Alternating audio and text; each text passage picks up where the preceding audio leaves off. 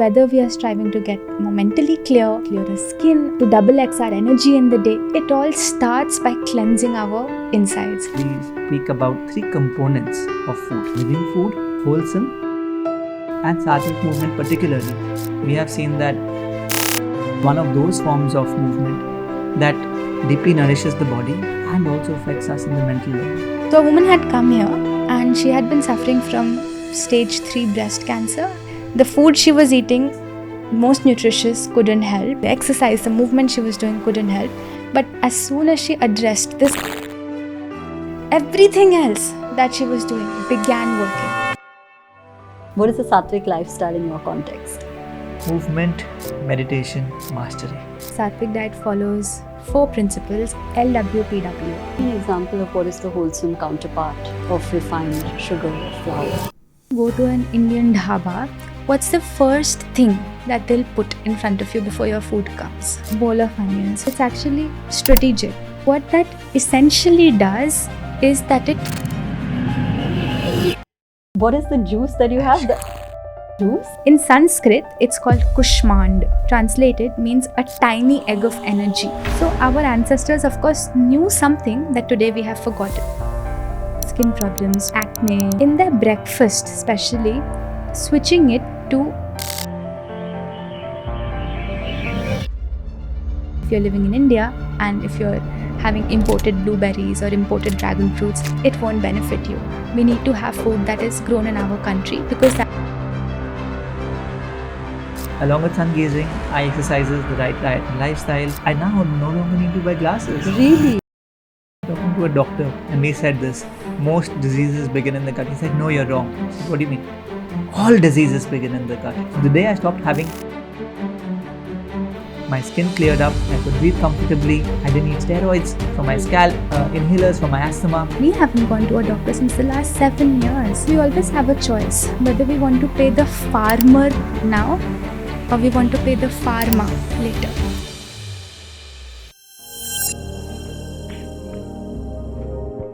Would you believe it's possible to fix your eyesight? Not with laser surgery or glasses, but completely naturally. Or that your protein problems may be a product of marketing and not really as science-backed as they say. Hi, I'm Karishma Mehta and welcome to HSBC Presents Realign, the podcast where we simplify the concepts of science, spirituality and well-being to help you navigate the complexities of modern life. Today, we're joined by Subah and Harshvardhan Saraf, the founders of Satvic Movement, who've inspired over 1 million people to adopt the lifestyle. Having cured their own chronic illnesses like PCOD, sinus, and thyroid, they've created a guide of 7 simple habits that can transform your life today. Learn about the philosophies beyond diet, the most practical guide to sustainable Satvic living, and the techniques that have allowed them to not see a doctor in over 7 years.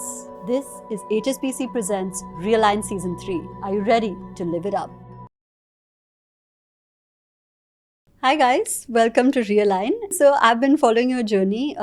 You and I obviously go way back because we went to the same school together. So that's a fun connection. But what a tremendous journey both of you have had, and I know that it began with your journey where you were dealing with problems with thyroid and PCOD, and you were able to cure it, which is why instead of just becoming somebody who talks about a subject, you were very passionately involved because it actually did change your life. And you got involved when she was looking for a space and you happened to have the space, but she also did it is through this practice that you were also able to cure certain problems that you had been dealing with. So I'm very excited to talk to you about all things Satvic and Satvic lifestyle and Satvic movement. So welcome to Realign. Thank you. I'm very happy to be here at Realign and looking forward to the conversation. Amazing. Okay, so guys, if I were to ask you to explain to me what a Satvic lifestyle is, or what does the term Satvic mean, as if I had no context, what would you say? Yeah. So the word Satvic comes from our ancient Indian texts, and it is described in relation to 3 gunas. Okay. So each of us operate in a certain guna or a certain characteristic, and the 3 gunas that are described in the texts are Satvic, Rajasic and Tamasic. And it is said that every human being, every space, every animal, every plant even is dominated by one of these gunas. What these three essentially mean, Sattvic is the mode of goodness, which means that whenever we feel positive qualities of compassion, of love, of self-control, of serving others, we are dominated by the sattva, the Sattvic gun. Rajasic is the mode of passion, the mode of aggression. Whenever we feel doing action, whenever we feel acting, it is usually the Rajasic within us that's making us feel that way. But whenever this guna Rajasic goes in excess, that's when we start experiencing stress, restlessness, anger. And the third guna is tamas, which is the mode of ignorance. So whenever we feel like doing absolutely nothing, whenever we feel lethargic, we feel sleepy, we feel dull, that is essentially tamas. So each of us have all three within us, but a Sattvic lifestyle is that wherein Sattva gun, Sato gun is dominated most of the time within us. And whether it is our food, whether it is our sleep pattern, waking up pattern, everything contributes to the guna that is most dominant within us most of the time. So a Sattvic lifestyle essentially is living in the mode of Sattva for most of the time of our day and our lives. Okay. Anything you want to add to that, or she's covered it? Yeah, I feel very often people relate to the word Sattvic only in context with food. Yeah. And it's very limiting. Correct. Because it's not even a lifestyle. I mean, it's the way of being. And it's how you express yourself in the world. Okay. So when we say the Sattvic guna is predominant, essentially there's a feeling of compassion, there's a feeling of love, there's a feeling of purity towards one and all. And food contributes to that. Yeah. Our day-to-day practices contribute to that. But that's not the end objective, is not to eat a certain way. It's to be more Sattvic as a person. Right. And I think that's what excites us to embark on this journey of spreading Sattva. Correct. More than eat this or don't eat this, because that's very limiting. Yeah, like that's a part of the puzzle, not the entire piece. Yeah. Exactly. Easy to get caught up in. Yeah. Yeah. So, when you talk about the pillars of the Sattvic way of being, what are those pillars? Is it what you just mentioned, or does it go deeper in a more holistic way? Because like you said, it isn't just limited to food. It talks about physical, mental and spiritual well-being. So what are the pillars of the Sattvic way of being? So, are you all going to do this through the whole episode where, both of you look at each other? We can do it. yeah, I think intuitively, yeah, we look at each other and we know who has to answer. But essentially, Karishma, to answer your question, we have put a framework together to demystify and decode this. Because it's such an open topic that it's nice to have a framework. So there are 7 simple, practical habits that constitute the Sattvic lifestyle. Okay. And when these habits are practiced on a day-to-day basis, the guna, the Sattva guna within us will naturally emerge and come forth. So we can share these 7 habits. Yeah. Please do share the 7 habits. So we'll go one by one. So Okay. why you start?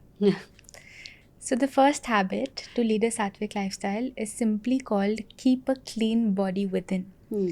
And the reason why we have this as the first of the 7 habits is simply because it truly dictates how clean our body is from within, dictates our energy levels, dictates how we feel when we wake up in the morning, dictates how much mental clarity we experience, dictates how our skin is, how our mood is. Everything is dependent on our internal body. We spend so much time of our lives cleaning our exteriors, so much time, so much money, so much effort cleaning our homes, cleaning our cars, cleaning even our body from the outside. We shower every day. But there is one aspect, one place which we never even focus on. We never think about its cleanliness, and that is our bodies from the inside, our gastrointestinal tract. And when we ignore its cleanliness, when we don't engage in any practices which maintain this cleanliness within us, the natural consequence is that we start getting all sorts of diseases, all sorts of chronic lifestyle diseases, be it diabetes, thyroid, PCOD, acne, hair fall, skin problems, anything. The root cause, as per our ancient texts, is that there is armor, or what we also call toxins, within our body. So whether we are striving to get more mentally clear, or we're striving to get clearer skin, or we want to double X our energy in the day, it all starts by cleansing our insides. And that is what we describe as the first of the 7 habits. And of course, there are practical ways to do this. Okay. And we'll get into that a little bit more into the podcast, but Yeah. we'll go into the second habit. Sure. The second habit is the most sought after habit, which is eat living, wholesome, and plant-based food. So the first is remove the unnecessary stuff, and the second is nourish our bodies with the right fuel. That fuel that can be easily digested, assimilated, and converted to useful energy for our body. So we speak about 3 components of food. First is living food, which means food that has life energy in it, food that has prana in it. And naturally, that's the food that will give us that life. The second is wholesome. So unfortunately, in today's society, even though food is readily available everywhere, most of what we find outside is either refined, processed, packaged, tinned, bottled, canned, and in its truest definition, not worthy of being called food. Yes, it can satisfy hunger. Yes, it can Give us taste. some flavors in the mouth, but it really doesn't fit the definition of true food. So that's the second classification of food, which is wholesome, and the third is plant-based. So anything that comes from Mother Earth, anything that grows from our soil, from trees, bushes, is what is plant-based. So these 3 components coming together create the second habit, which is eat living, wholesome, and plant-based food. Okay. That's very interesting because I've never heard of a categorization like that. Like most people say, like, eat healthy food, right? But that's like such a over-encompassing, can be anything, can not be anything as well. So I think that's really interesting to even understand. And I hope that we get more into breaking it up into individual parts. So I'll just add one line there, that we are not nutritionists, or we are not doctors, or we are not here to give advice. We are, in its truest sense, we are educators. We want to teach you or the person listening so they can then apply and see Correct. how it works. Yeah. Rather than, oh, they said it, so I must do it. Wait, this makes sense. Let me apply it in the way wherever I live, whatever I get. Is it wholesome? Is it how Mother Nature gave it to me?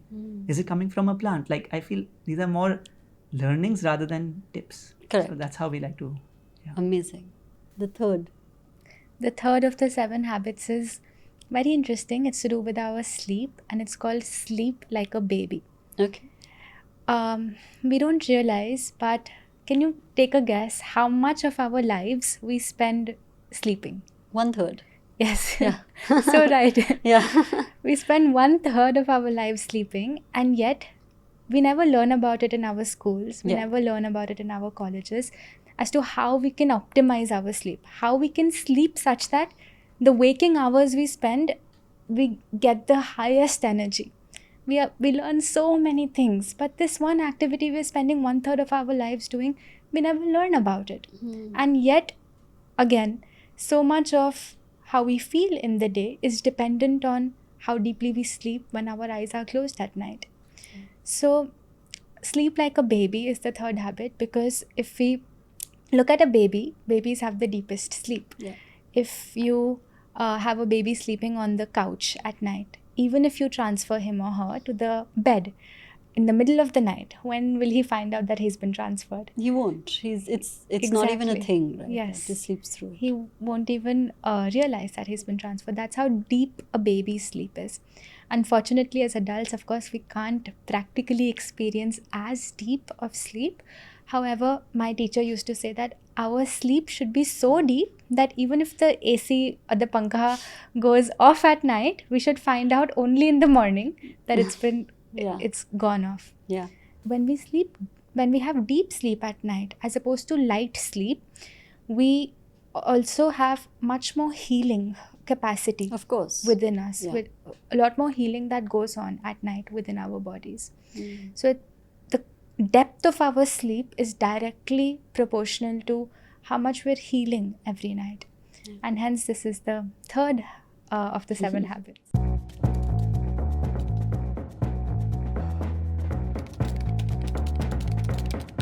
I can't believe I'm still in the queue. I've been refreshing for ages. They're almost sold out. We won't get any. Karishma, how are you so calm? We are in ticket chaos over here. Oh, I already have my ticket sorted.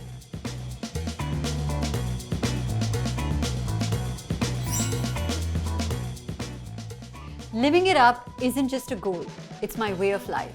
And the HSBC Live Plus credit card helps me do just that.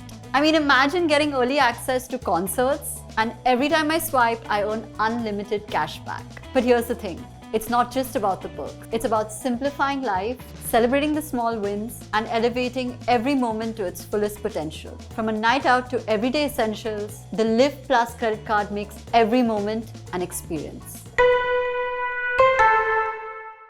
I feel like not enough emphasis has been there, but I think it's changing now because people are understanding that the way you sleep actually contributes to how efficient you are in every aspect of your life. And there's a certain section of people who advocate sleeping like 2 or 3 hours a night because for various reasons.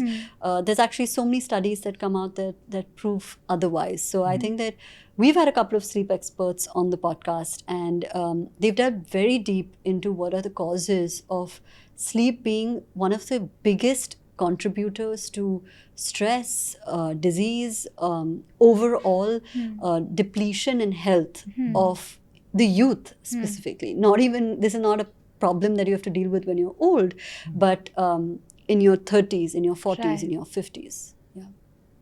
It's one of those things, once you get good sleep, it's addictive. You sort of want it because you feel so good in the morning. And you're like, why would I do anything else when I can experience this in the morning? It's quite an instant great feeling. It's like a booster. So the fourth habit is relatively simple. It's celebrate movement. Why celebrate? We feel and we see people around us often consider exercising really as a chore or as something which, if they don't do it, they're just going to feel so guilty about themselves. Like you can't get out of bed to work out because you're just doing it because you have to do it. It's a checkbox. It's a checkbox. And throughout that whole time, you're just like, I can't wait for it to end. Yeah. And we feel that's not sustainable, or we find that in our lives, when we practice our forms of movement that we enjoy, we genuinely look forward to it. And we then realize that it's been very wrongly presented, the idea of exercising as a punishment for something you may have eaten the previous night. That, okay, now you need to burn off the calories by running this much. Correct. And that comparison is so dangerous in the way it portrays movement as a solution for doing something wrong, versus one can truly enjoy movement so much. So in the entire fourth habit, we explain how our bodies are designed as humans to move. Yeah. And when it's about finding that combination or that kind of movement that really resonates with your being, and once you identify that, you love it. You just want to experience more of it. Yeah. And at Satvic Movement particularly, we have seen that yoga is one of those forms of movement that deeply nourishes the body in terms of strength, flexibility, and also affects us in the mental level. So it makes us much more calm as people and allows us to focus and not get distracted. Yeah. So it's we really go deeper in the asanas, breath work, pranayam, chanting, and we use yoga is a big part of the movement that we share and talk about. Wow. Yeah. I mean, I do yoga, so I understand the difference between what my day is prior and what my day is after. Or on the days that I say I do like some kind of weightlifting, it's not the same as when I do yoga. Yeah. You can definitely tell it at like a body level that you feel more open. Like I feel more energized. I feel like I'm ready to go to work, right? There's no amount of fatigue that comes when there's I'm a spring practicing. in the step. That's what I've felt. If I'm climbing up steps, I feel that much more happier. Yeah. That's the fourth habit. Okay. The fifth? The fifth habit is called nourish relationships. Okay. So while the first 4 habits are addressing majorly our physical health. Of course, we are not just this body. We are a combination of our body, our mind, and our spirit. So unless we cater to all these different levels of us, we cannot have true health. We cannot have peak health, ultimate health, what we're teaching at Satvic Movement. So the fifth habit is directly related to our mental health. And this is, of course, happens to be one of the most emotional habits also that we talk about. And it consists of two parts. Just like how for the body, we need to first remove the garbage, which is habit 1, keep a clean body within, and then we need to nourish with the right food, which is eat living, wholesome, and plant-based. Same way for our heart also, we first have to remove the toxic emotions that we have been carrying.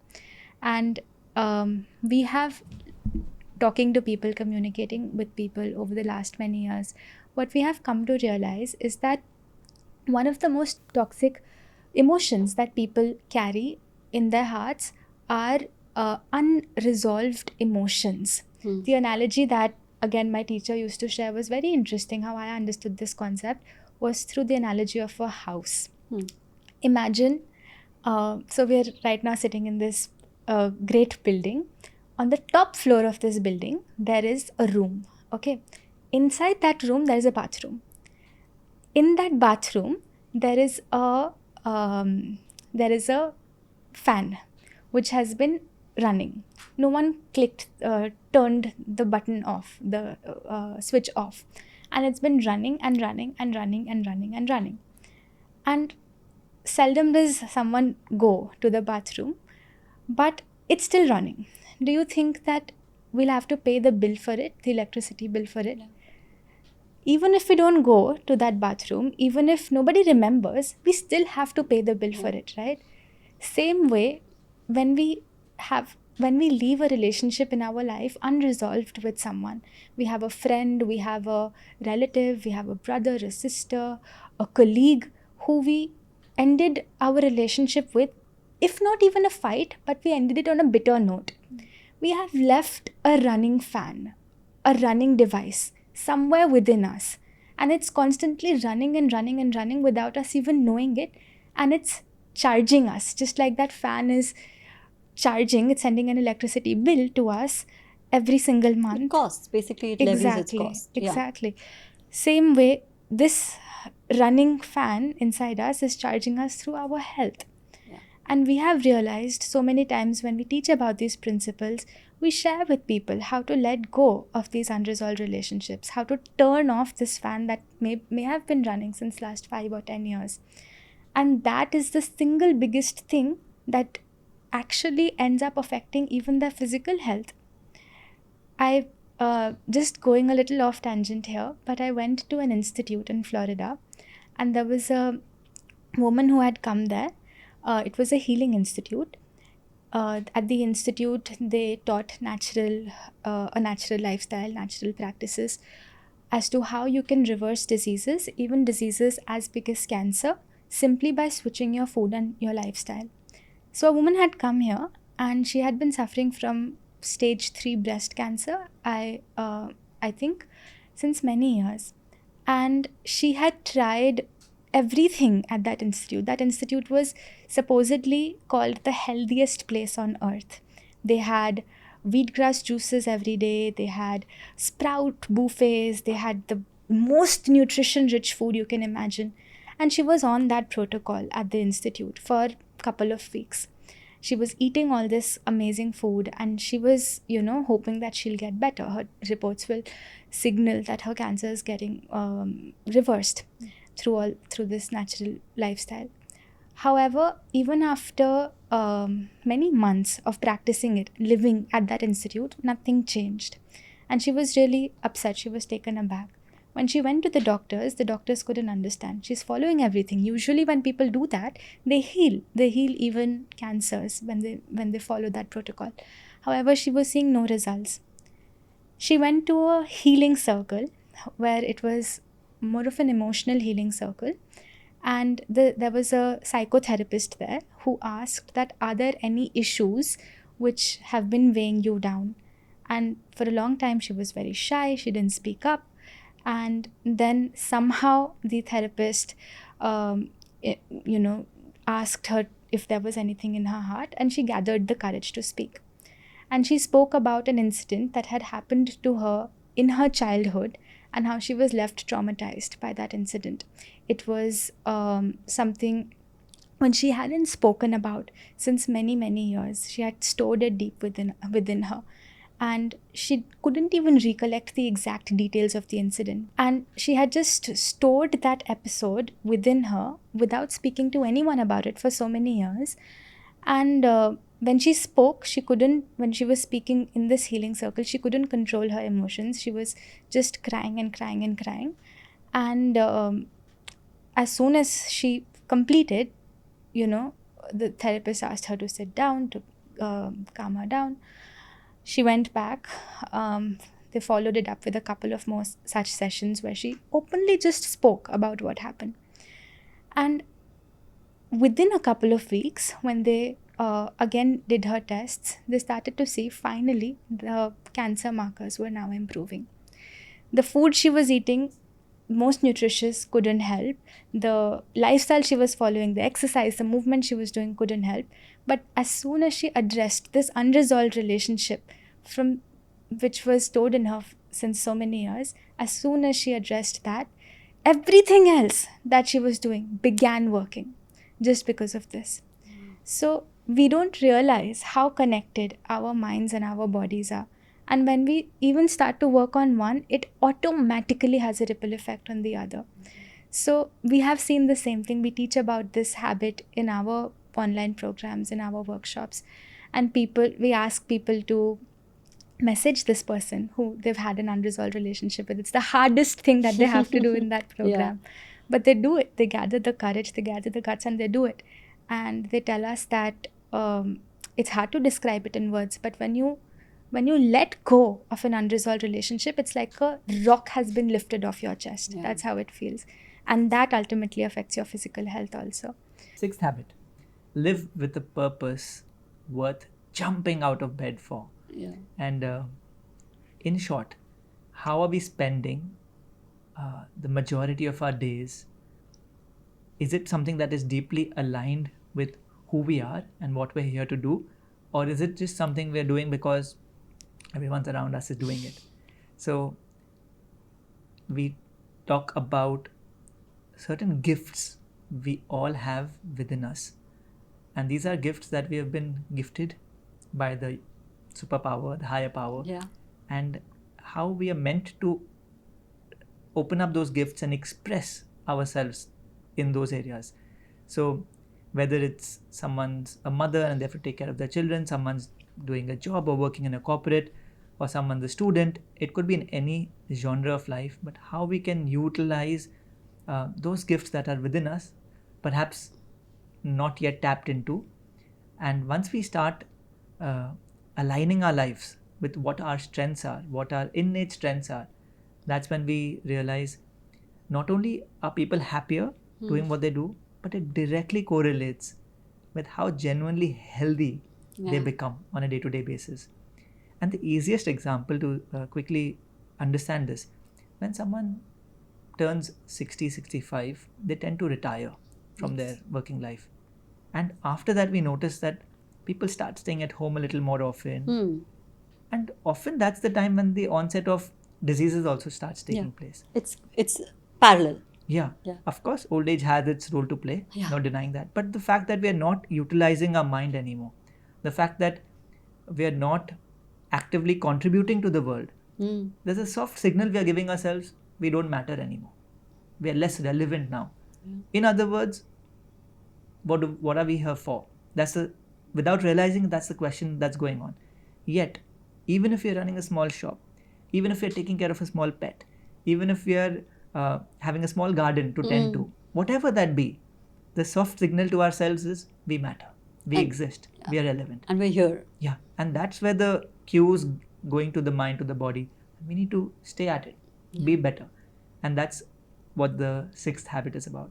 So later on, I will pick your brain on what is the concept of retirement and should it be there or should it not be 100% there. we can discuss it.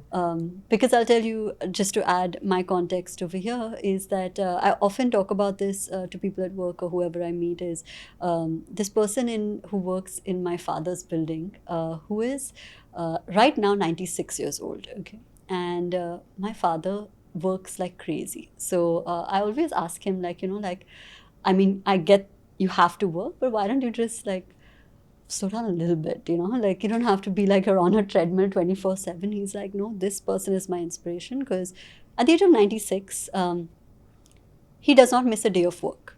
And Wow. by miss a day of work, it's like active day of work, like 9 to 5. He's in office. He got COVID. He recovered it like it was just a mild fever, which, as we all know, that it was extremely difficult for a lot of people to recover. And he's like so up to date. So we did his story on Humans of Bombay because I was just fascinated with him. And he was telling the team then that about some trend that he had seen on Instagram. And he said, I can try that. And it's just the zest for living and the zest for life, right? Yeah.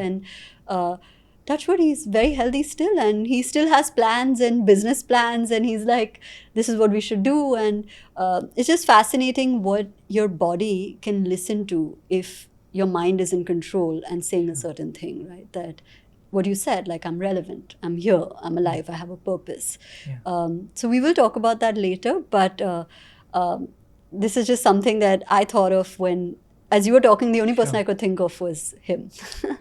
Quite a few people would come to this health center called Vedari that I was running 5 years ago, and they would come and share their health problems, and I would ask them a simple question. Assuming everything is fixed, you're fine now, what would you do differently from tomorrow? And they say, no, we'll keep doing Same this here. only. Huh? Then like, then why do you want to get better if nothing's going to change in your life? Yeah. So if you don't have, like, some people make health their goal, Yeah. but health should help them achieve their goal. Correct. We can't have health as our Goal. in Yeah. life. That should just be. Yeah, it's part of helping us reach where we want Yeah. to be. Yeah. So I think, we'll discuss. Okay. And the last and the seventh. The seventh habit is called live in the mode of surrender. Okay. So this is the one that's closest, I would say, to our hearts for both of us. And what it simply means is that when you recognize that there is a higher power governing your life, and every big situation is not just happening randomly, but it is orchestrated by this higher power. And when you're able to trust that plan, the good, the bad, the easy, the difficult, you're able to trust that plan, it just allows you to live life in a way that you're not perturbed by any storm. Come what may, you're able to just stay unperturbed, unaffected when you're living in the mode of surrender. You may lose your job, someone you love may say that they don't love you anymore.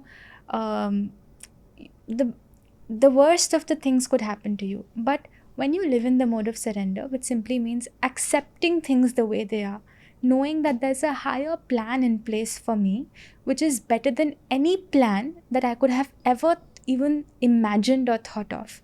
When you're able to remember that in every moment of your life, that's living in the mode of surrender. Yeah. That you're looked after. And like, it's all part of like the larger plan. Yes.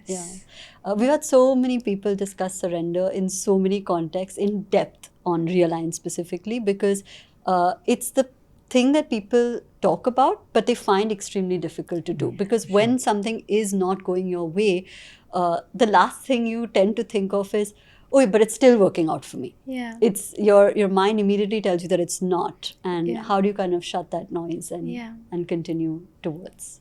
It's We like ha- an insurance premium. You can't go to the insurance person after your factory's on fire. Yeah. You've got And to say, start please. putting the premium earlier. So Yeah. this is one of those things you have to invest slowly. Yeah. And then when it happens, you're like, okay, part of it. Yeah. It's just part of the process. Yeah. But you can't be in the situation and then learn about it. It's a little tricky then. It's a little tricky. So it's like prevention is better than cure. Yeah, for Okay. sure. You wanted to complete what you were saying? No, I think there are some stories, some personal, some fictional stories, which we have heard, which have really stayed with us, which allow us to really embrace this attitude of surrender. So if we just say, oh, live in the mode of surrender, it just comes across as an extremely theoretical, impractical Yeah. thing to do. But right now, when we discuss these habits, we're just, just scratching the surface. And like each habit, if we go into the depths of it, there's ways to make it practical. There's ways how we can actually imbibe it in a very easy way, that it doesn't become a theoretical thing that we've heard, but it easily seeps into our everyday actions Yeah. and our everyday life. So we can explore that as we Experience proceed. is also the best teacher, right? Like, you don't have to convince me about something if I've already lived it, because I know firsthand, which is exactly what happened with you. The reason why you can speak so passionately and you really believe it is because it did change your life. Yeah. And I think experience is the best teacher. So we definitely will discuss more about that. So I've loved and understood all of these 7 habits, but I'll play devil's advocate over here, right? A lot of people have a lot of opinions about, say, Satvic lifestyle, Ayurveda, etc. A lot of people call Ayurveda pseudoscience. There's skepticism generally as that, is it really scientifically backed? Are any of these 7 or all of these 7, however you choose to place it, does science agree? Is my simple question. So many of these ancient practices that we talk about are actually backed by science. It's not like there's an ancient practice that's talking about something and then science is saying something completely opposite. In many cases it could be, but the 7 practices that we talk about are timeless principles that held true even like 1,000 years ago, and they will continue to hold true 1,000 years from now, because they are not fads or diets that come for a short span and go. They are timeless practices that are based on the fundamentals of how our body operates.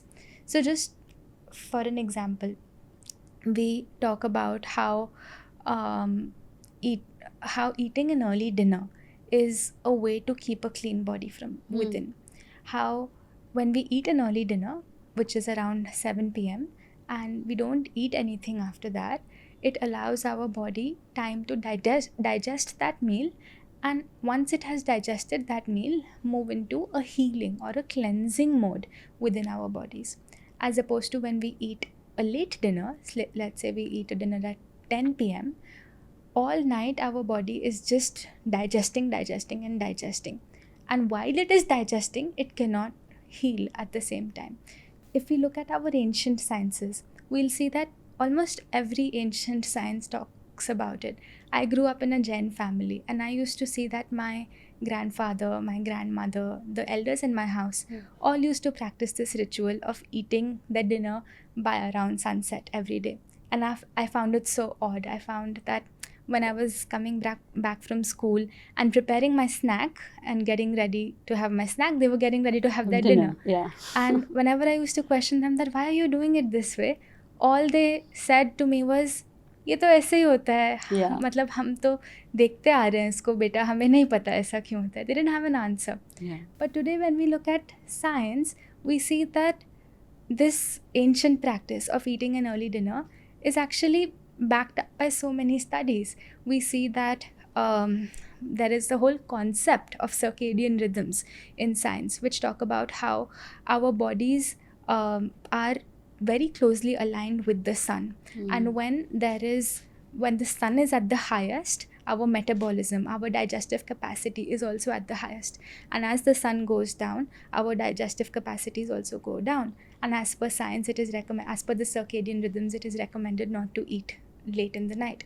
But we see what science is proving today. Our ancient texts have been talking about it since time immemorial. Yeah. So many of the practices that we find unscientific, or we feel that, okay, this is too traditional, we see that today there is science coming to back it up. Even fasting, for that matter, there is research after research showing us how fasting from time to time, intermittent fasting or periodic fasting, helps lower our cholesterol levels, helps regulate blood sugar levels, helps us get into our move closer to our ideal weight.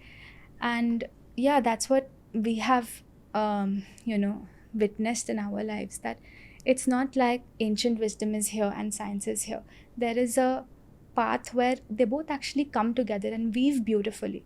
And that's the 7 habits. Those are the 7 habits that we talk about in the book, where not a single habit is such that it's not backed up by science, because then it won't be holistic. Correct. And they're Yeah. not agnostic of each other. It's not this or that. Yeah. They kind of coexist in that realm, is what you guys are saying. Yeah. Sure. I'm going to go into... Sorry, you were saying. Just to add to that, we also believe that for any topic out there, you'll find that there's research or science on both sides. For example, if I want to know why coffee is good for me, I will go online, I will search, and I will find 100 research studies showing the benefits of coffee. If I want to convince myself that coffee is bad for me, I will go on the internet and I will find 200 research studies as to why it's bad for me. So which one do you believe? How do you know How do you which way to decide? go? Yeah. Exactly. We have found that more than science, more than anything, our own experience is the best teacher. There will be 1,000 theories in the world. There will be 1,000 people saying completely different things. But ultimately, when you practice it, your own body will tell you what is working for you better than any teacher, better than any mentor, better than any guide, better than any book ever will. So that's what we have found. When we started following this lifestyle, we didn't follow it because it said it in some scripture that this is right, or it said it in some scientific study. We started living this way because we did it, and we saw that our blood reports have changed, our bodies have changed. And when we experienced it for our own selves, now nothing else can convince us otherwise, because it worked for us. So yeah, we would just say that whatever, whether it's the Satvic lifestyle or any other, let your experience be the greatest guide. What is the Satvic lifestyle in your context? If I had to live a day as you two, what would my day typically look like? Start with the morning. Okay. 3 very simple components that we believe creates a very power-packed, complete morning. And this is something we really endeavor to try and practice as much as we can. It's the 3 M's, also spoken about in Robin Sharma's book, The 5 AM Club. Movement, meditation, mastery. Subah will take you through each of them. So, of course, you might already know this, but a Satvic lifestyle involves waking up early. Yeah. And we strive to wake up at around 5 a.m. Because that's the time when it's like our mind has the sharpest capability, and we are easily able to enter a state of flow in whatever we do. So we want to read, we want to study, we want to work, anything we want to do, we're just able to get so absorbed into it at that hour of time compared to any other time of the day.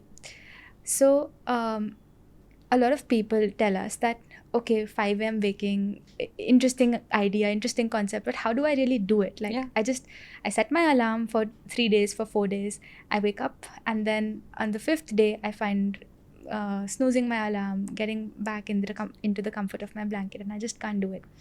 And when we see that, why are we able to do it? Why are we able to stick to this habit for 80% of the time?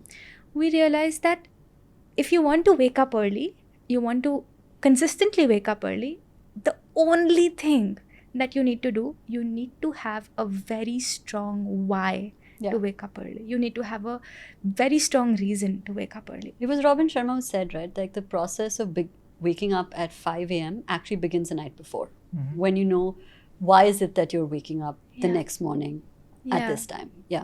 And again, my teacher used to say that, a very interesting example, like if you have a train to catch or a flight to catch the next day, and every day you wake up at 8 o'clock, at 9 o'clock, but the day you have a train to catch, you will make sure somehow you're able to wake up. Your body clock wakes you up. Yes. Because you've set such a strong intent at night that I want to do this thing, that's why I need to wake up. So most of us try to wake up early without setting that intent, without knowing what our morning will look like, and we fail. We are not able to do it after a couple of days. So for us, these 3 M's become that really strong why, which we have so much fun doing, these 3 M's, that we just need to wake up to get all 3 done in our morning. So as Harsh said, meditation, movement and mastery, these are the 3 M's. You can think of meditation as a spiritual win in the morning. You can think of movement as a physical win in the morning, and you can think of mastery as a mental win right in the morning. And when you do all 3, you're basically a winner right in the beginning of on the onset of your day. What meditation involves is any spiritual practice that helps you connect to the higher power.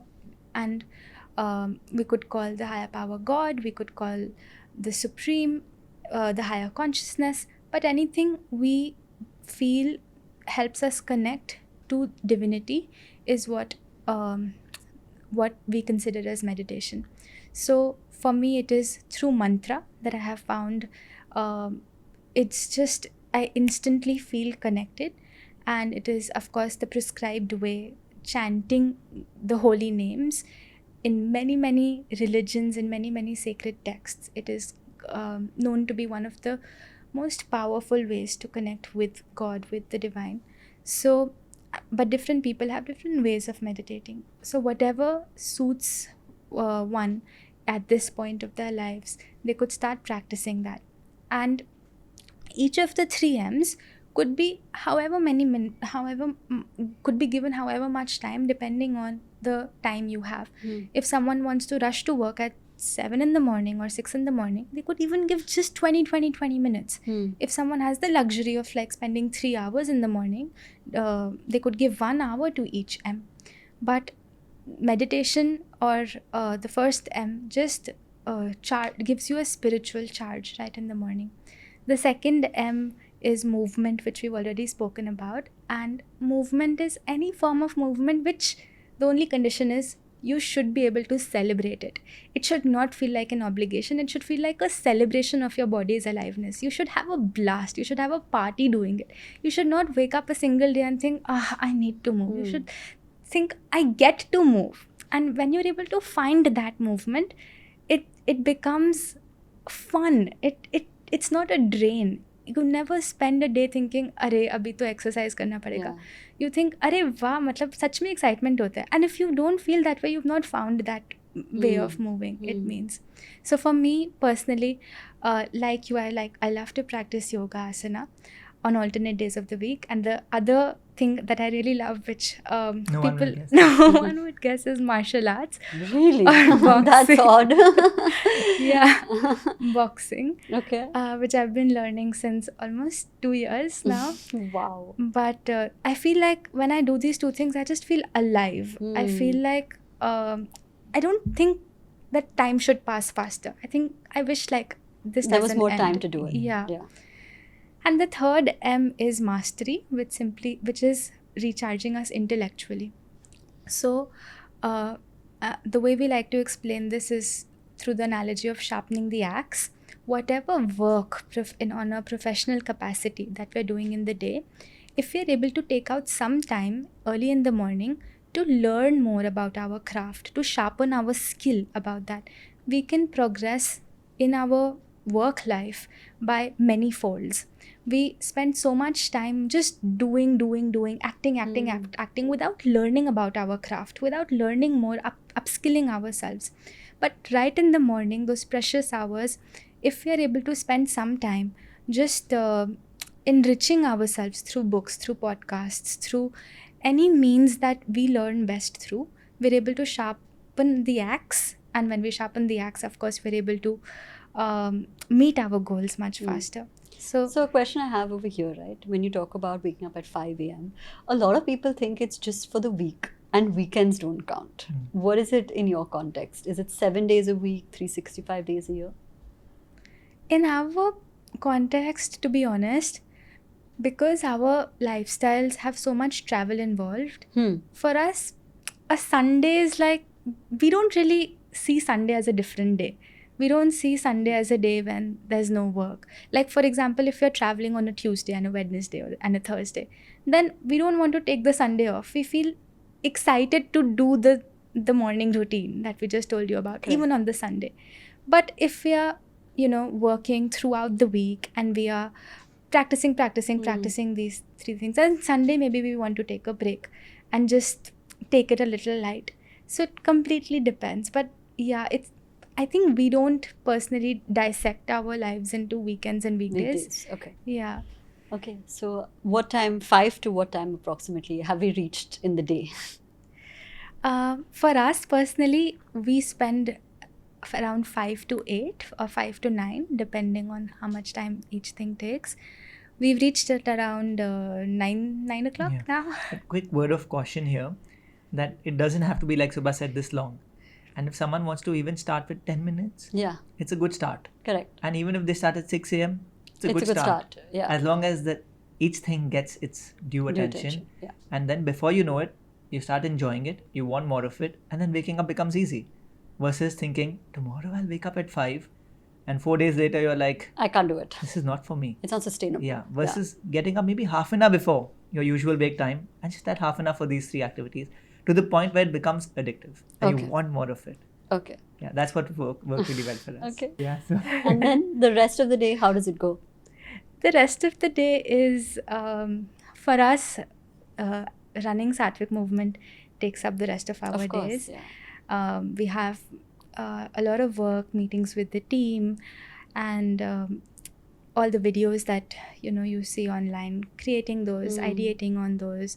We have workshops. We have 7 different workshops that are constantly running at the movement. Where do you break for like lunch, dinner, and when do you sleep, right? Because most people, they ask people who wake up very early, what time do you sleep? So what is the rest of the day in terms of those schedules, right? Like, and how many meals do you guys eat is also a question that comes up, not only in your context, but because there's so much information on the internet that eat several small meals or eat like 2 big meals. Just topics that people like to discuss. I think different things work for different people, but by and large, both of us consume 3 meals, and this is what we share through our workshops and our videos as well. Breakfast, lunch, and dinner. Depending on the activity level in the morning and depending on the metabolism of the person, the first meal can either be only fruits or it can be a slightly more heavier, richer meal. So for both of us, it's different. Subah has mostly fruit-based breakfast. I have mostly a grain-based Indian breakfast. So again, it totally depends on person to person. Lunch, I mean, I don't know why we're discussing the specifics of our No, schedule, not what you eat, but like, just because, like I said, there's so much like confusion about, it's like military, right? Which is what I'm trying to get to. Like, what time typically does your last meal happen? What time do you wake up? What time do you go to bed? So that, say people want to incorporate it, right? They know that, okay, if I do 2 out of 3 things, I'll be able to at least wake up half an hour earlier. Sure. Yeah. Yeah, I think the ideal dinner time for us is around 7. sunset. Yeah. By 7 we are at the table for sure. Yeah. Yeah, and we'll pull each other out if you're busy doing something. Oh really? Let's be at the table. Let's eat. Yeah. Because then it's easier to fall asleep, easier to wake up, and the whole cycle continues. But it's not like that 100% of the time. Yeah, like he meant. The disclaimer has been given. Yeah. It's there. We try our best. Yeah. But because the 2 of us, it's easier to support each other right. and remind each other. And how many hours of sleep do you guys get? We are in bed to wake at 10 up at o'clock. 5. Yeah, we are in bed at 10 o'clock. Okay. So now 7 hours. Yeah. Okay, Yeah. so that's good. Okay. Yeah. So people can backtrack basis this kind of, like, I'm just trying to give them context on how they can tailor make it to their situation, right? Because a lot of people will say, I have to get to office, or I work later, or I can't be in bed by 10. But you can kind of reverse calculate the math and figure it out basis that. And we also are efficient in the day because we are able to follow this routine. Yeah. We don't have to work till late to be successful. Get a lot done in the day. Yeah. Okay, amazing.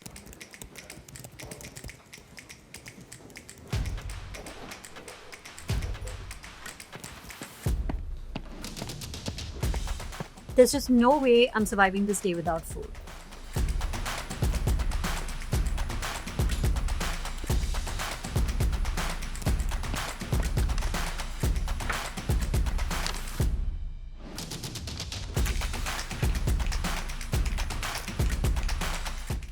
A busy day calls for good food. And my HSBC Live Plus credit card makes it even better because I get 10% cash back on every food order. So now let's come to, the Satvic diet and the food that is most discussed because, of course, basis everything that's out there, there's so much information about raw and uncooked food, plant-based, like you said. There's a lot that you guys say about, like leftover food, for example. So what is a typical Satvic diet? What does it look like? It's, to break it down very simply, Yeah. a Satvic diet follows 4 principles, LWPW. Okay. It's what Harsh already discussed. L is living. Yeah. It is food that is full of life. And the opposite of living food is dead food. And dead food is essentially food that is coming from a packet, bottle, tin, carton or box after being highly processed in some factory. So that's the opposite of living food. And living food is food that is full of life-giving energy. Fruits, vegetables, grains, nuts, seeds, coconut, sprouts. These are all living foods. The second W is wholesome, which simply means food which has not been subtracted of its inherent value or its inherent property as given to us by Mother Nature. So the opposite of wholesome food, I think it's easier to understand these qualities by understanding what's the exact opposite of it. So the opposite of wholesome food is food that is refined. And refined food typically consists of, number one, refined sugars. And this is white sugar or any sort of refined sugar. It consists of refined flour, which is also called maida. And it consists of refined oil, which many people don't know about what refined oil is and what's the difference between non-refined oil and refined oil. But these 3 things, refined flour, refined oil and refined sugar, is something that has, our kitchens have been taken over, our restaurants have been taken over. But when we're able to switch to the wholesome counterparts of each of these, that's considered as following. Give me an example of what is the wholesome counterpart of refined sugar or flour. The wholesome counterpart for refined sugar is simply, again, there are levels to this, but the most wholesome is dates, figs, fresh fruits. Those are the most wholesome. There's no processing that's been done to them, usually. Raisins. Raisins also. Figs, raisins, dates.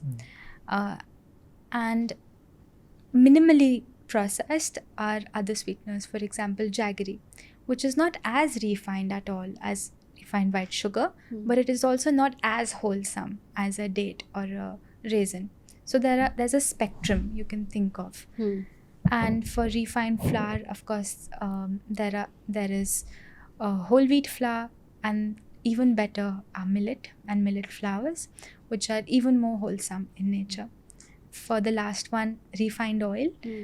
Again, for refined oil, there's a spectrum. The most refined, like think of it as in the red list, is refined oil, which is oil which is heavily processed in the industry, which, let's say the nutter seed is there, and it's not like उस nutter seed में से सिर्फ oil निकाल के हमें दे दिया. There is deodorizers added to it. There are bleaching agents added to it, and there's a lot of stuff that's added to it to extract the oil out of it. That's refined oil, which we share with people that if they want to live a healthy life and energetic life, that's something we need to remove from our food. And the better one is cold pressed oil, which is also called kachi ghani ka tel in India, where the nutter seed the oil is extracted from the nutter seed, but it is not done in extremely high temperatures. It is done in lower temperatures, which means that the nutrition from that nutter seed is not completely destroyed. Plus, there are no bleaching agents, no deodorizers added to it, no chemical additives added to it. It's done on a much smaller scale.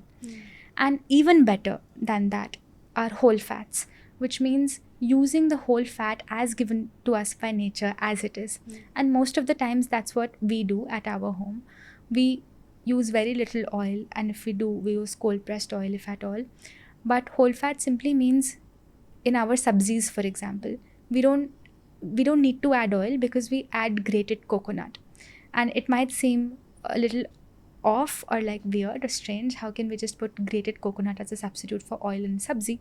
But actually, when we use the whole grated coconut in our sabzi, it releases its own natural oil into the food. And you eat the rice or the sabzi or anything with that grated coconut, and you don't feel like you're missing out oil because oil is added to it. It's added in its whole form. It's not added in its refined or fragmented form. Yeah. So those are the wholesome counterparts of these refined foods. Okay. And there are two. The next is P, which is plant-based, which simply stands for, as Harsh shared in the beginning, food that comes from plants, food that comes from the earth. So in that context, right, when you talk about from Mother Nature, and again, this is a topic that's fairly controversial, which is onion and garlic, which again, one could argue that it comes from the earth and is part of that. But is this related to harming living beings, or what is the thought process behind no onion and garlic in a Satvic diet? So not eating onion and garlic is not specifically related to the aspect of harming other beings. However, these two spices are called to be extremely stimulating in nature. So I'll explain through a situation. If you go to an Indian dhaba, what's the first thing that they'll put in front of you before your food comes? Onions. Yeah. They'll put a bowl of onions for you to enjoy. What that essentially does is that it makes you want to eat more food. It increases your appetite for food. And automatically, when you eat a bunch of onions before your meal, when you start eating your food, you crave to eat more food and more food and more food. So when the restaurants do it, we just think it's a random act that they're doing, but it's actually strategic, even if they don't know it. But what these spices essentially do is that they make us want more and more and more. They stimulate us rather than calm us. And hence, when we overconsume these spices, especially, they have a rajasic effect, a highly rajasic effect on our minds. And when we're trying to live a lifestyle of goodness, of compassion, of discipline, of self-control, it takes us in an opposite direction to that. Real Satvic food is food that is rasya, which means it is full of water, which is also the last W. It is food that has life energy inside it, because only food that has life energy can give and transfer life to your body. It is food that is pleasing to the heart. It is not food that is excessively spicy. It is not food that is excessively stimulating, because that kind of food will only make you more stimulated and more angry and more restless. So, yeah, though not having onion and garlic is an important definition of Satvic food. It's not a defining factor. Yeah. And for that matter, even chilies or any other spices which are having a pungent effect are actually doing the same thing, even though they may not be onion garlic. So if someone's not having onion garlic but having a lot of chili, well, you're still stimulating yourself, just not having one part of it. So essentially, any spice which is too stimulating should be minimized. So how long did it take for you guys to transition, right? Like, because I'm sure, like, for example, when we were in boarding school, there was spicy food, and your palate kind of gets used to it. So does it take a while to adapt to no spice, no? I think it does take time, but I'll tell you where the difference lies. Growing up, I think in our house, once in 2 weeks, there would be a day when no onion, no garlic would be, for the whole family. Yeah. And that day I used to be the most annoyed, because I was like, okay, to my grandmom, you don't want to eat it, I respect it. Why am I not allowed to eat it today? Let my food, and someone who's eating onion garlic every day, if it's not in your food one day, you miss it. You know it. You know it that 100%. something is wrong. Yeah. So to answer your question as to how long it took me to adapt, when we are not prepared or when we are not convinced, it can take someone forever. Yeah. Because we don't want to adapt. Yeah. It's a mind thing again. The day I realized, Yeah. and I wanted it, honestly, I was okay the next day, because no longer are you trying to fight it. Yeah. You know the reason. Yeah. So I think we do this in our workshops where we don't tell people what to do and what not to do. We share the reason. And we believe that if you know the reason and you yourself are convinced, you'll make it happen. Yeah. Because you now want it. Yeah. So to answer your question in a short way, it can take as long or as little a time, as you are depending on how convinced. convinced you are that you want it. Yeah. Yeah. Okay. Anything you want to add to that, or you've been completely fine with no spice, no kind of. We do eat It's spices. actually, yeah, Sattvic food has lots of spices. Okay. It just doesn't have excessive spices. Okay. It has minimal spices Mm. and it relies a lot on fresh herbs to bring that flavor. So we use a lot of coriander, a lot of mint, a lot of basil, and all the different kinds of herbs. And of course, spices like cinnamon, chilies, ginger. Yeah. But we don't overspice the food. Right. So it's not Yeah. like overloaded and overstimulating. Yeah. But so it's to speak. tasty. Okay. It's tasty even It for is? people who've never had it before. So if a person who's very used to spice were to have a Satvic meal, would they consider it tasty, or would it take time for them to adapt? They would consider it tasty if it's made the right way, for sure. Okay. Yeah. And maybe there are certain dishes which are a little more simple, which may be difficult for them to, compare to their, let's say, a biryani or a khichdi. We would make it relatively simply. Of course. But now there are other dishes which are a little more fancy. Yeah. Like a pizza. We have a pizza which is really You have a tasty. Satvic pizza? Oh, it's too tasty. Really? There are people who We tell us have it's it even at least once a week at Wow. people home. tell us it's even better than what they've eaten otherwise. Really? Yeah, so there are some dishes Not which are kidding. And beginner there's friendly. no cheese that's obviously... No, there is, but just not the It's vegan cheese. and made at home. Cheese that's made at home. Yeah. Okay. So certain things it's hard to talk about in a podcast. You have to try. Try it. Yeah. And Yeah. experience. You Experience should it. got me a pizza. I would have tried it. I've been very Make it happy. hot. We can't bring cold pizza. You have to come to Bangalore, visit us, Yeah. and we'll make a whole Full meal experience for you. Yeah, And that's okay. the only way we'll be able to And we'll get explain. like first reactions, because I love spicy. Perfect. Yeah, my life revolves around like hot sauces. So. Oof, proof of the pudding is in the Yeah. taste. Then if I find it tasty, then Done. we're onto something. Done. When it comes to the aspect of discussing certain particular ingredients, right? Like a lot of people consider, say, avocado a superfood, or there are particular ingredients that are specific to, known to have like natural remedies, which can be debatable for some people, but it's there, right?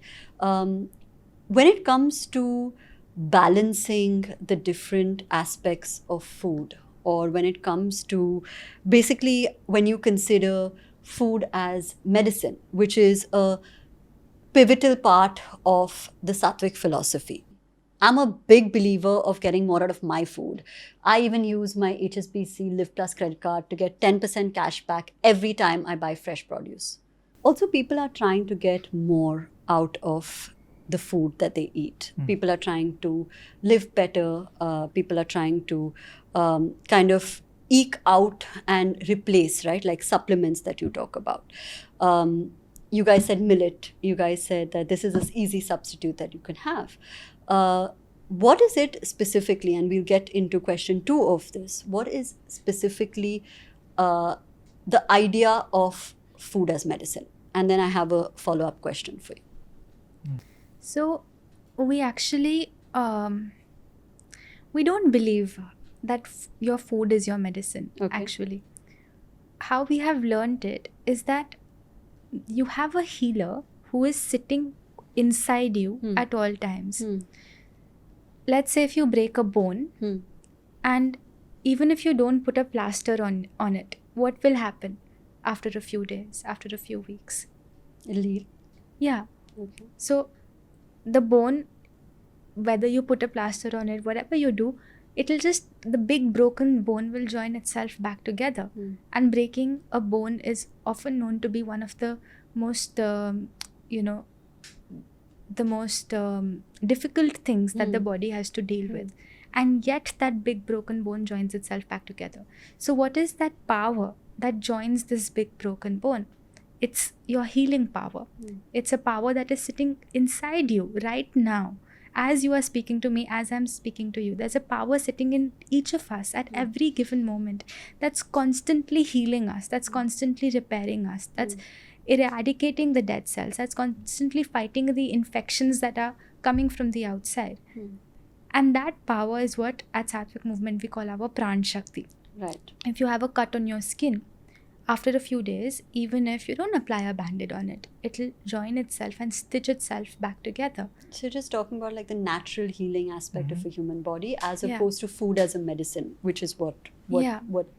is typically coined as a Satvic philosophy. So what we're saying is that there is a healer Hmm. who sits inside each of us.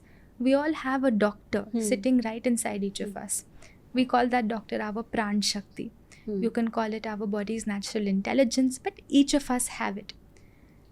Why this healer is not able to act, able to do its duty, is because we are putting in food which is utilizing all of this healer's energy onto digesting it. Correct.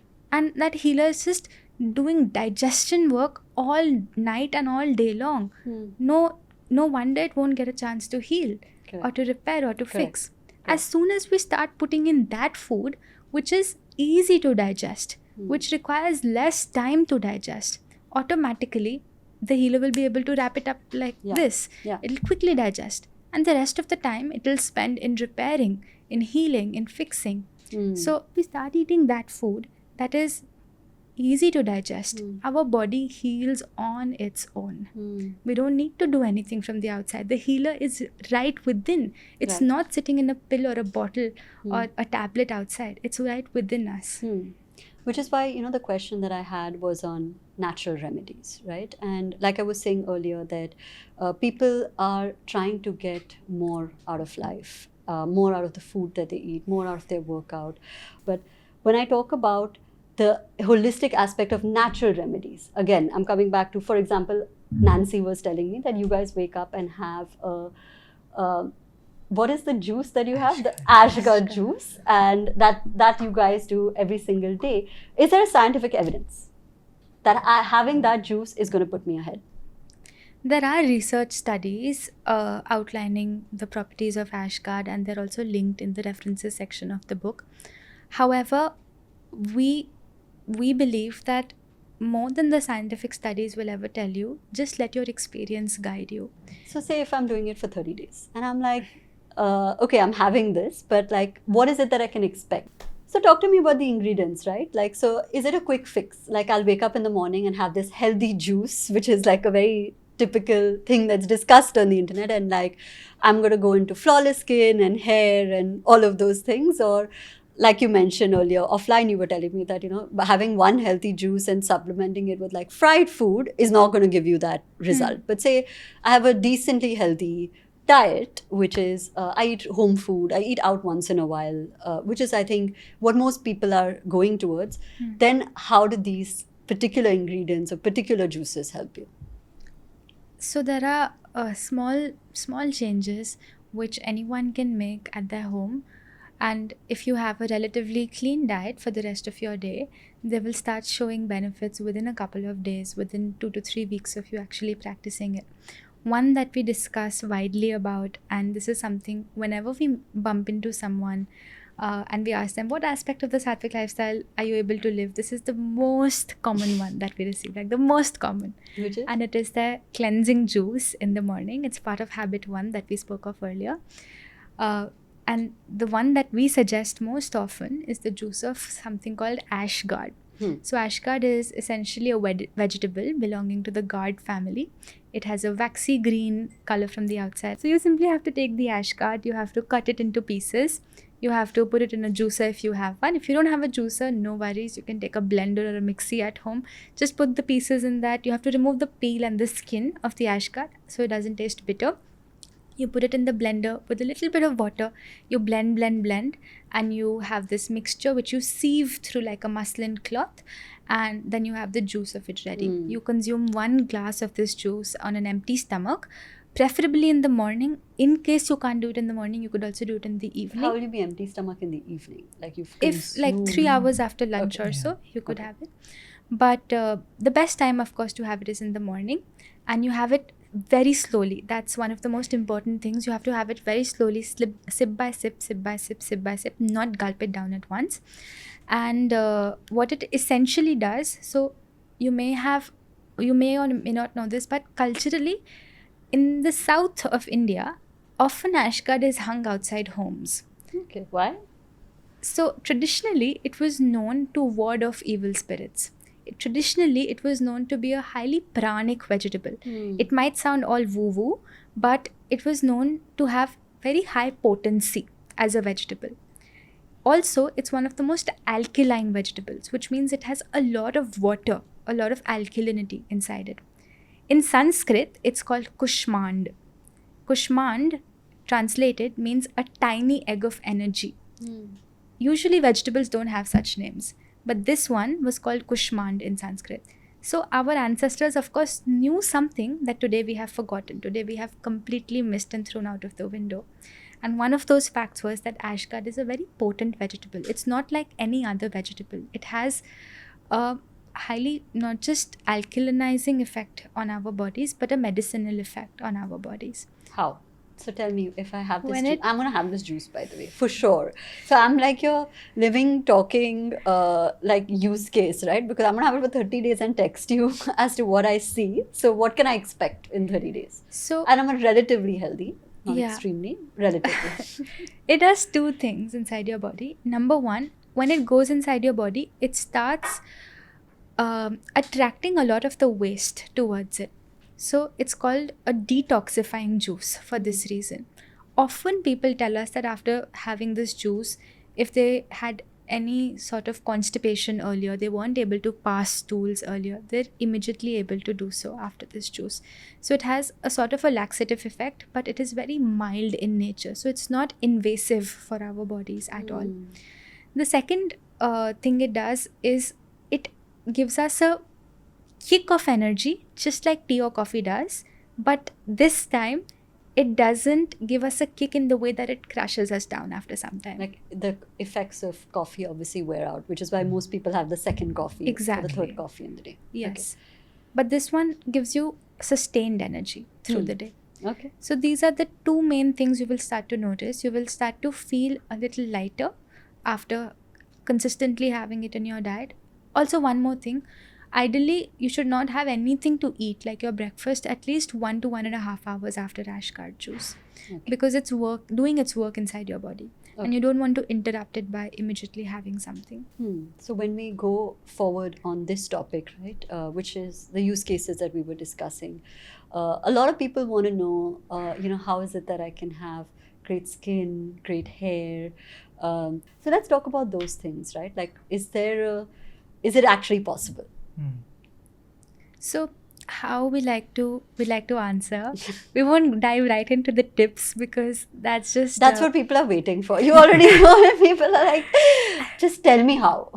we can tell you how, but you won't be able to sustain it in the long run if you don't understand the why. Okay, That's fine. why we always focus on the why. So Simon first. Sinek said, always start with the why. So we will listen to him and we'll start with the why. If someone wants great skin, nothing you apply from the outside will give you great skin, Okay. because your skin is simply a reflection of what your body is from the outside. If you have a body that's dirty from the inside, it's full of accumulated waste, it has disease inside, it has toxins accumulated inside, it simply won't reflect through bright glowing skin. However, when you have clean interiors, when you have a clean gut, you will automatically have clean glowing skin. So the first thing you have to do to get clear skin is not to apply some cream or serum on your face. It is to start by cleansing the gut from within. And to do that, there's no rocket science. It's a change of your food and your lifestyle, which is through following living, wholesome and plant-based food. But one thing, because people want it very specifically, we'll still share. You give them the quick fix, the tip. Yeah. Okay. Yeah. So one thing that one can start doing, especially if one is dealing with skin problems, with acne, with any sort of skin problem, in their breakfast especially, switching it to a fruit-based breakfast. So often our breakfasts consist of idlis, dosas, paranthas, chillas, and these are poha, upma. These are great, but they have what we don't realize is throughout the day we're eating food that is very dense, which is grain heavy. But what we need inside to keep things moving in our gut is water-rich food, that it is rasya in nature. It's full of water. And one of those foods that is extremely water-rich are fruits. They're the most water-rich. Yeah, of course.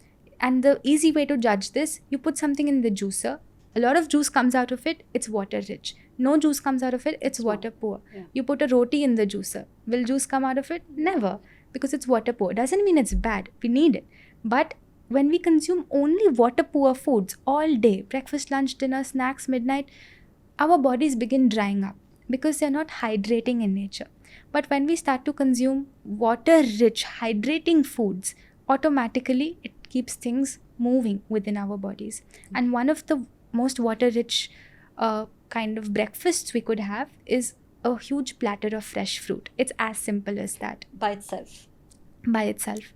Of course, if someone has diabetes, this wouldn't apply to them because that would skyrocket their sugar levels. Yeah. But for others, just switching whatever they're having in their breakfast with a plate full of fresh fruit. It could be any fresh fruit. Just 3 things. It should be seasonal, it should be regional, and it should be reasonable. So seasonal means it should not be off season. So you shouldn't ideally be having mangoes in winter, or you shouldn't be having oranges in the summer. You should have fruits that are grown in that particular season because that's what nature naturally blesses us with, and it has properties to counter that weather in that particular time of the year. It should be regional, meaning it should be of our country. No point eating if you're living in India and if you're having imported blueberries or imported dragon fruits, it won't benefit you.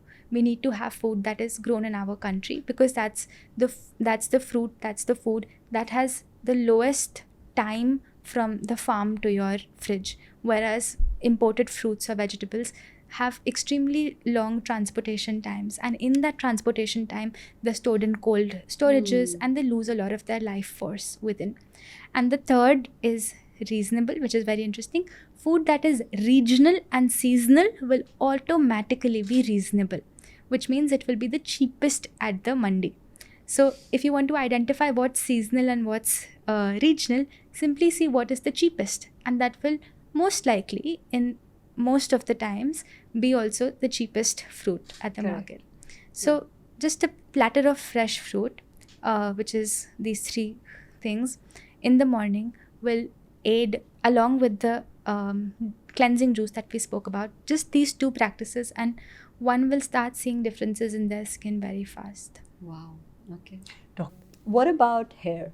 Similarly, like if we had to talk about, because people are so interested in, I know that it's a two-edged sword, right? Because while I totally understand the science or that the longevity of it is that if you actually look to cleanse your body, all of these things are byproducts, but people like the short route because, especially because, like you said, 21 days seems intimidating. So to build a lifestyle like this takes months over that. So similarly for skin, if you were to discuss hair, what is that like? I have a question for you. Yeah. Oh, There's a plant right behind you, right? I don't know if it's a real It's one. not. Okay, let's say if it was a real Yeah. plant. And the leaves were withering. And I ask you, what can we do to, they're withering, what can we do to make them lush again? What would you say? Water it. Water it. And what will you water the leaf? The soil. Then the soil. The soil is here of our bodies. These are the leaves. If we want to fix this, we have to water this. We have to fix this. Anything we do here will not fix it. I personally suffered from hair loss for so many years before I got introduced to the Satvic lifestyle. I was just losing hair. I had like half the hair left on my head that I have today. And I went to the doctors and they gave me some pills to take. They gave me some serum to apply on my hair. I did it for months and months. Nothing changed. When I changed my food, when I fixed the cause, the problem that was causing the hair fall or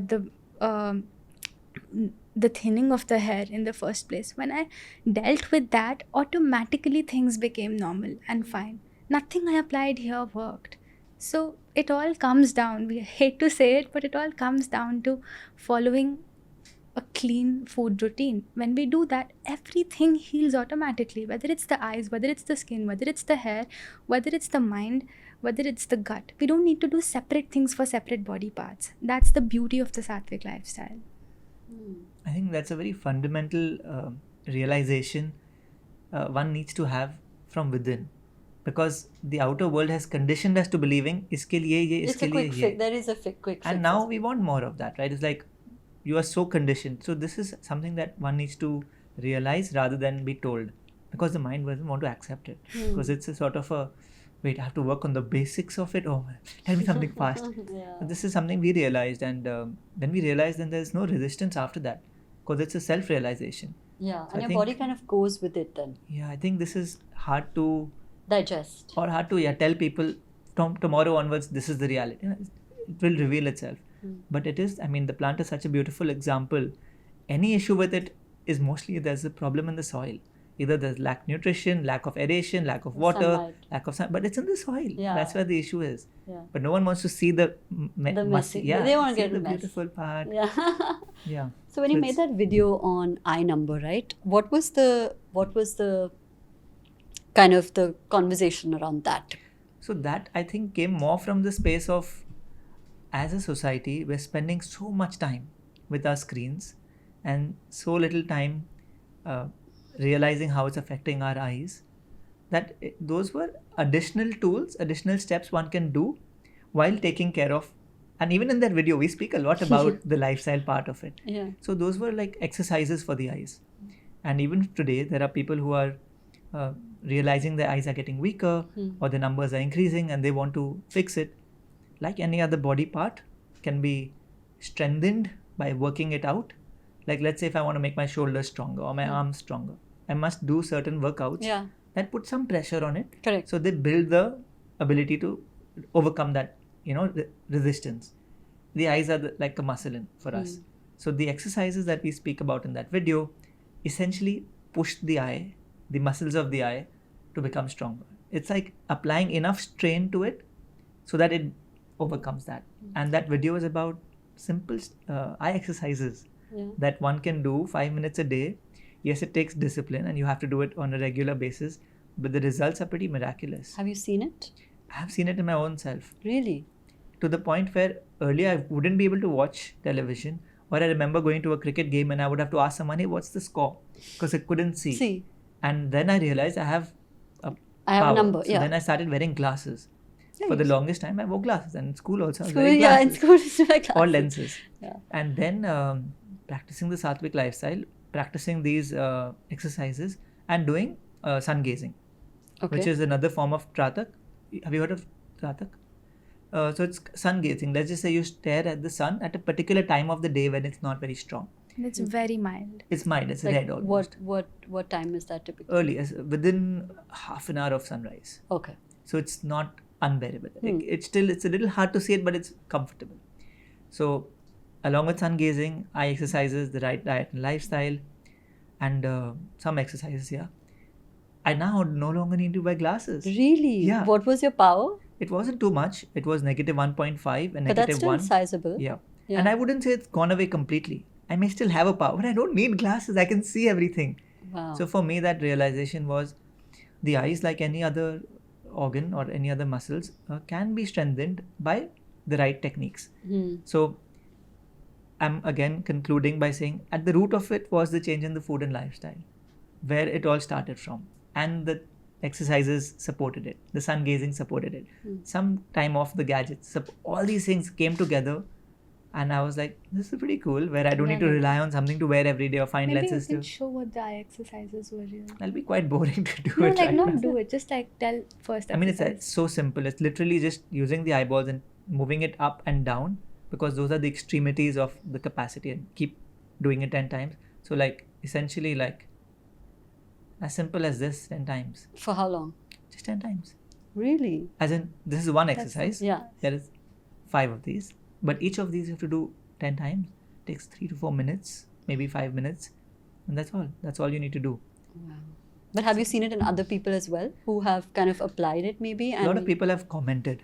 and they've shared that they've benefited, and we learned it from our teachers. This is not something we've made up, and they have taught it to many people, and they have said it's really working for many people. Okay. So these are not Satvic movement principles, or these are not our discovered ideologies. This is in the text of Nature Cure as to how to strengthen the eyes. So I have not seen it benefit other people simply because we have not led a workshop in this regard. Okay, you haven't. But Okay. this is what we've learned from our teachers, and they have shared numerous examples of people who have been able to reverse. Yeah, there's something called eye yoga that happens as a proper class, and my little nephew actually went to it, and I was just like, "It's not gonna work." But his power came down. It's actually a very legitimate thing that happens, and if the younger you are, obviously the benefits are far more. I've heard of people who have quite high powers, but see, these are anecdotal evidence, so I don't want to say it as this will happen because I don't know. But they have had powers of -5, -6. It's a little extreme. You do have to do a little more strict regime, but they've been able to reverse it, and you have to experience it to believe it. Like this is hard to. I don't know if there's a scientific paper on this, but these things work. But then yes, there's food involved, there's lifestyle, there's abstinence from the screens for a fair amount of time, there's exercises, there's sun gazing. Everything comes together. Yeah. But it's powerful. Wow. Okay. Yeah. Anything you want to add to that? In conclusion, speak about every organ in our body has a direct nervous system connection with the intestines. And there are charts out there which tell you which part of the intestine is connected with which organ. You can look at Norman Walker. There was a doctor, Dr. Norman Walker, who had a very detailed chart where he has a whole drawing of the colon. And the whole digestive system almost. The digestive system, and especially the small intestine, the large intestine. And there's clearly labeled organs, how each of our parts of the colon, the descending colon, the ascending colon, the transverse colon, are all attached to some or the other part of our body, to our eyes, to our sinuses, to our skin, to our feet, every single part. And when there is waste accumulated on that part and pressing that part of our colon from the inside, it affects that organ directly. And when you release that waste, that garbage from there, and it frees up the colon from that waste, it automatically starts the healing of that particular organ. Wow. That's why it is said in our ancient texts that most diseases begin in the gut. The ancient Greek philosopher Hippocrates said this so many years ago, that most diseases begin in the gut. It's not something that is just said to say it, but actually when we start cleansing the gut, when we start cleansing the colon, most diseases heal on their own. You know what's ironic? We were talking to a doctor and we said this, most diseases begin in the gut. He's like, no, you're wrong. I said, what do you mean? All diseases begin in the gut, not most. It was Dr. Pal. Dr. Pal. Yeah. All diseases. He's like, there is no exception. Yeah. So why bother looking anywhere else? Yeah. Just focus on the gut. Yeah. Everything else is good to support it. But Correct. if you're not fixing where the gut and What the fundamental problem is. you're just trying some superficial remedies. So all of these things that we've discussed, right, which is the long term, which you guys are like, there is no quick solution, there is no quick fix, and you can't just rip off the band-aid, so to speak, talks a lot about long term and investing really in a healthier lifestyle, investing in yourself, investing in a lot of good habits that eventually culminate. So to live it up, you have to start investing in yourself, and that includes everything from food to finance.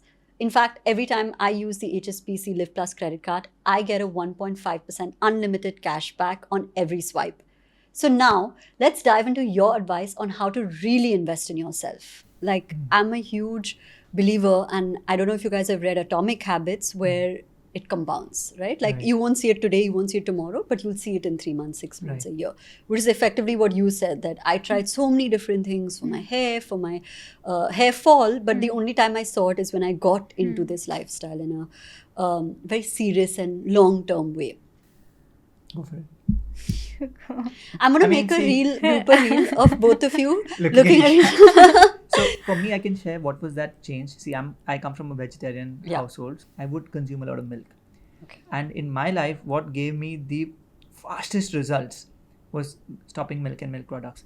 And we had our own cows. So it wasn't like I was buying some adulterated. Or like processed. Yeah, I mean, the milk was from a good source. So, but the amount of milk that was in my food, like we would have glasses of milk, there's paneer, there's ghee, there's sandesh from Cheese, Calcutta, yeah. cheese. So there's all these things. And little did I know that this was all harming me. My Yeah. body just wasn't accepting it. So the day I stopped having these milk and milk products, my skin cleared up.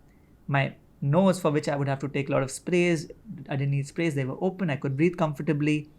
I didn't need steroids from my scalp. All these medicines just went away. I didn't need inhalers from my asthma. Wow. So just giving up milk and milk products was so beneficial for me. So I don't know. I don't know if I'm comfortable saying that everyone, this would be that big thing for everyone, but because it shifted so much for me, yeah. I would say I would invite someone to try. Do it for a week. And see And how nobody is asking you to give it up for the rest of your life. But you will, I feel fairly confident saying you will feel miraculous increase in your energy levels. You will sleep better. Your digestion will improve. Your skin will clear up simply by stopping milk and milk products. So I could say that if you come from a vegetarian household, this would be that number one shift. So where is the topic on protein factoring in all of this, right? Because, for example, paneer, I'm a vegetarian also, and I'm being like constantly told by, say, a nutritionist, or I work out a lot, saying that consume protein, like paneer, or like tofu. How does that balance with this, what you just said? I feel if you want to gain muscle, if you're working out excessively, or if your work requires you to lift a lot of, like your manual worker, in those scenarios, your need for protein is high. And one must adequately supplement it, whether through the food sources that you can have, or whether the best quality of plant extracted protein, etc. In those scenarios, majority of the people in our society don't need to gain a lot of muscle, are not doing excessive amount of workout, don't need to carry a lot of stuff. In those scenarios, a simple, typical Indian plant-based diet has plenty of protein for their needs. Okay. I'm not suggesting protein is not important. All I'm saying is this fear that am I getting enough protein? It's a super duper marketing campaign. Very real fear for me. Like I feel like no matter what I eat, I'm not getting enough. But just protein. think of it, right? How strong would this marketing from wherever it's coming from, that we are living in constant fear that am I getting enough? Yeah. I'm not saying don't have it, but today it's become more of a discussion than it ever was, especially for people who don't need so much protein. Have you heard of a disease called kwashiorkor? No? No. We're so concerned about malnutrition and protein, and yet we as a society have not heard of the single disease which is kwashiorkor, which is nothing but a deficiency in protein. We go on fussing about it day in and day out when it comes to our food. Protein. Yet most of us have not heard about this disease, which is another name for a lack of protein. That's because most of us as a society are not facing this problem of a lack of protein. Only a few of us who need to build muscle, who need to, as Harsh said, lift weights, who need to gain weight, need to be so concerned about it. But for most of us living a sedentary lifestyle, we need about 0.83 grams of protein per kilogram of body weight per day, which we get ample through lentils, through grains, through nuts, through seeds, through green leafy veggies. And we don't need more than that. It's being promoted as the be-all solution to everything, because there's someone making a lot of money by making us believe that we need more and more and more and more and more protein. But if you go back and see how our ancestors ate, they ate a whole food diet which consisted of dal, which consisted of lentils, of chola, chana, rajma. They used to get sufficient through that. It was not like overthought and over debated and like constantly like I need, because I actually do feel that, right? Like I'm constantly thinking, how much protein am I eating in a day? But if you're having enough dal, if you're having enough chickpeas, enough of these pulses, that's it. It's enough. Yeah. We don't need to be so calculative about it. Yeah. Okay. I have the last two questions before I let you guys go. So the question I have now is, there is an association you could consider it a myth, or there's an association that leading a Satvic lifestyle is not cheap. It is relatively expensive because, for example, if you're living at home and you're living with your family, and you're the only one who has to do it, there will be a separate preparation for you. Like you said, that the ingredients that are used, that you typically try to use that are healthier, are different, right, from what you will typically find in a typical Indian home at the storeroom. So what financial investment can people expect to make when they decide to move towards a Satvic lifestyle? I think it's true that the Satvic lifestyle is expensive. Okay.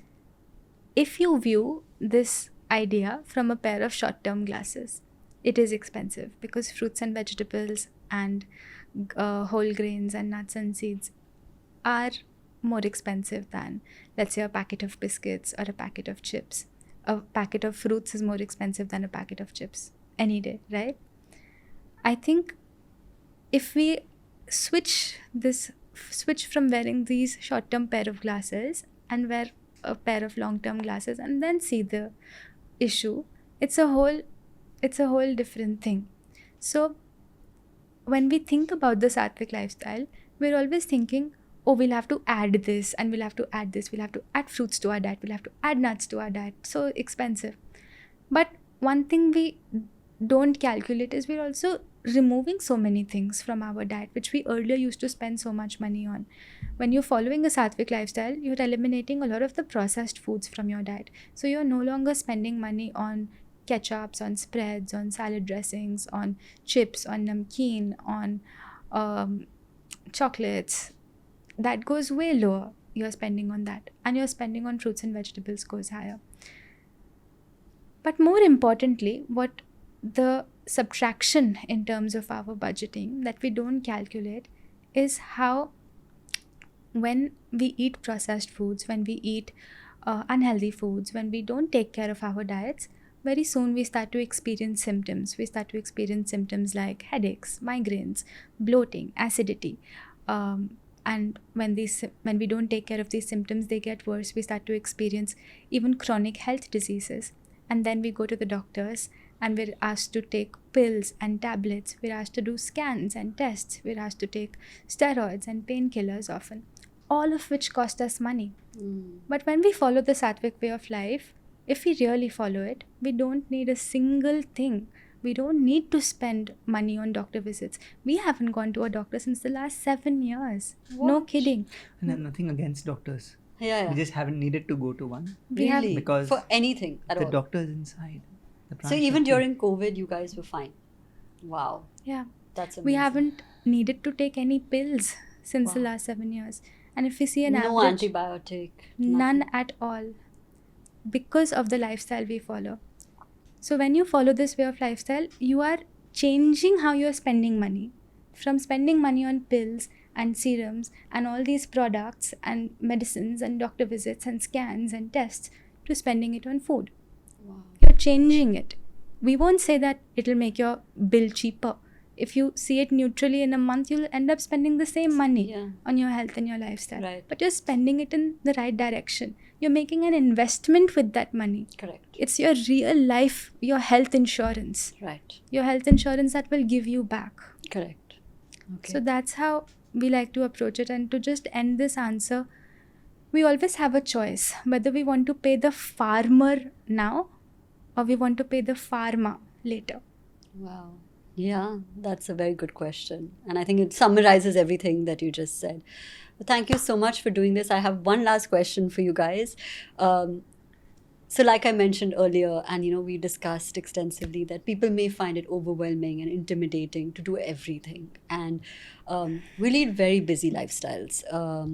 Everybody's constantly on the go. There's a lot of travel. There's you don't necessarily have the time to prepare, raw, uncooked meals, whatever it is. There's 110 things that people could say.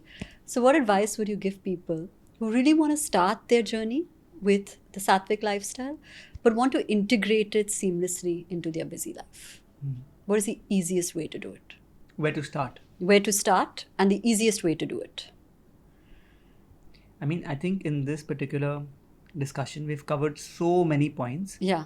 And I think different components of the Satvic lifestyle will appeal to different people. Correct. So, if the person listening right now can choose any one component which resonated with them. Yeah, Yeah. this I can do. This Like I can do the morning thing for 10 minutes. This works for me. Yeah. Or the ashgard juice. Yeah. Or The fruit fruit breakfast. or early dinner. Yeah. If I say let's do early dinner, someone will say I have to work till late. If anyone resonated deeply, start with that. Yeah. Do that alone. Yeah. Ignore everything Okay. for a week, 2 weeks. See some benefits, feel good about doing it, and then you'll not require that conviction because you'll feel that energy, and then okay, why not this? I'm feeling better, why don't I try that as well? Yeah. One thing will lead to the other. Yeah. The mantra is start. Okay. Wherever possible, today, just one thing, just start. It's all going to be a ripple effect. That's how it was for us. If someone told us, you have to follow these 7 habits from tomorrow, we would have said, you know what, we are very happy with our life, thank you so much. Thank you, yeah. Because we can't do. But no one came to us with this, okay, you have to do everything tomorrow. We say, okay, these are the amazing habits. We said, okay, we like this feels nice, let's try, okay, this feels amazing, I want more of this. Yeah. And that's a discovery. The crux of it is live as per nature's laws. Connect back with this mother that you've forgotten. Our biological mother has given us birth, has given us this human body, but there's another mother, Mother Nature. And when we reconnect with her, we've forgotten her, we don't know about this mother. When we reconnect with her laws, every disease in our body is healed. Every disease. She takes us back and embraces us with all her love, with all her heart. And every disease in our body becomes healed. We become double more energetic, double more joyful, simply by turning back to her. That would be my conclusion. Okay, amazing. Thank you so much for doing this, guys. And I hope that it inspires people to even make like one shift in terms of a change to live a healthier lifestyle, that hopefully they can look in the long term and think that it's worth it. It's worth making that one change. Thank you so much. Thank you so much for having Thank us. you. It's been a pleasure. Thank you. As always, I hope Realign added value to your life. And if it did, please like, share and subscribe. Every time you do that, it helps our channel grow.